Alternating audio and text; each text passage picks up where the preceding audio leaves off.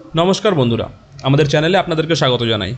যারা চ্যানেলটিকে প্রথমবার দেখছেন তারা অবশ্যই চ্যানেলটি সাবস্ক্রাইব করে নেবেন এবং বেল আইকনটি দাবিয়ে দেবেন, যাতে চ্যানেলে দেওয়া সকল ভিডিওর প্রথম নোটিফিকেশন আপনাদের কাছে পৌঁছে যায়। আগামীকাল এসএসসির আরও একটি মামলা উঠতে চলেছে সুপ্রিম কোর্টে।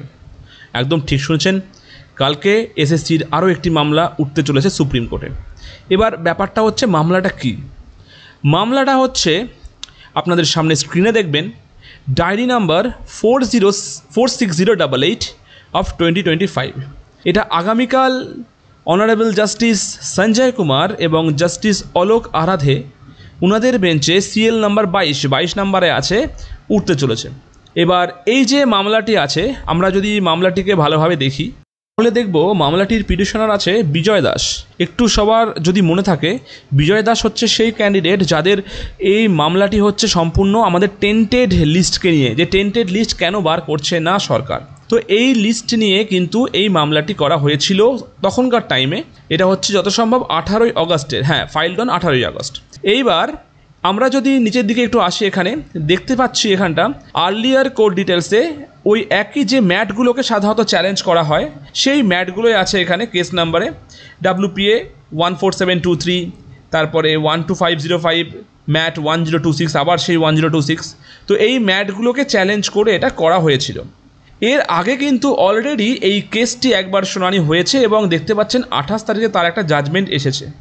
এবার আমরা যদি 28 তারিখের জাজমেন্ট কপিটা দেখি, তাহলে সেখানে দেখতে পাচ্ছেন এই জাজমেন্ট কপিতে ক্লিয়ারলি বলা আছে যে এই যে কেসটি, এটাকে 8 তারিখে আবার তুলতে হবে। আর এই কেসটিতে কি বলা আছে যে যারা learned senior counsel of state, okay instruction দেওয়া হয়েছে যে টেন্টেড লিস্ট যারা সিলেক্টেড হয়েছিল আর এই আগের 2016 এসএসসিতে, এবং যে সিলেকশনটাকে সেট অ্যাসাইড করা হয়েছে, সেই টেন্টেড লিস্ট 7 দিনের মধ্যে কিন্তু দিতে হবে। আর এটা কোর্ট একটা স্টেটমেন্টও রেখে দিচ্ছে। তো এই টোটাল ডিটেলস নিয়ে পিটিশনারকে তাদের অ্যাপ্লিকেশান সাবমিশন থেকে শুরু করে যাবতীয় ডিটেলস করতে বলা হয়েছিল তখন। তো এই জন্যই এই মামলাটিকে আবার 8 তারিখের দেওয়া আছে, যে 8 তারিখে যদি এটাকে না করে ওরা, তাহলে 8 তারিখের মধ্যে এটার এগেনস্টে একটা স্টেপ নেওয়া যেতে পারে। এই জন্য তখন এটাকে 8 তারিখে কিন্তু দেওয়া ছিল, ঠিক আছে। তো এই মামলাটি কালকে আবার উঠতে চলেছে। এইবার এই মামলাটির তো অলরেডি আমরা জানি যে 7 দিনের মধ্যে অবশ্যই টেন্টেড লিস্ট দিয়ে দেওয়া হয়েছে। এবার দেখার কালকে জাজ মহাশয়রা কি বলে। এমনি নর্মালি আমরা আশা করতে পারি যে কালকে কেসটি উঠলে জাজ মহাশয় হয়তো জিজ্ঞাসা করবেন যে টেন্টেড লিস্ট দেওয়া হয়েছে কি না।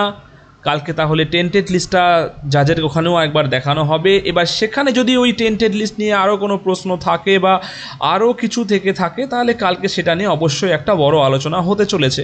তো সেই নিরিখে দেখতে হলে কালকের কেসটি কিন্তু গুরুত্বপূর্ণ কেস, কারণ অলরেডি একটা টেন্টেড লিস্ট দেওয়া আছে এবং অনেকেরই দাবি যে সেই টেন্টেড লিস্টে কিন্তু সবার নাম নেই, আরও বেশি জন থাকা উচিত ছিল। এবার দেখার আগামীকাল কোর্টে কি হতে চলেছে। আজকে খবরটি এই পর্যন্তই। ধন্যবাদ।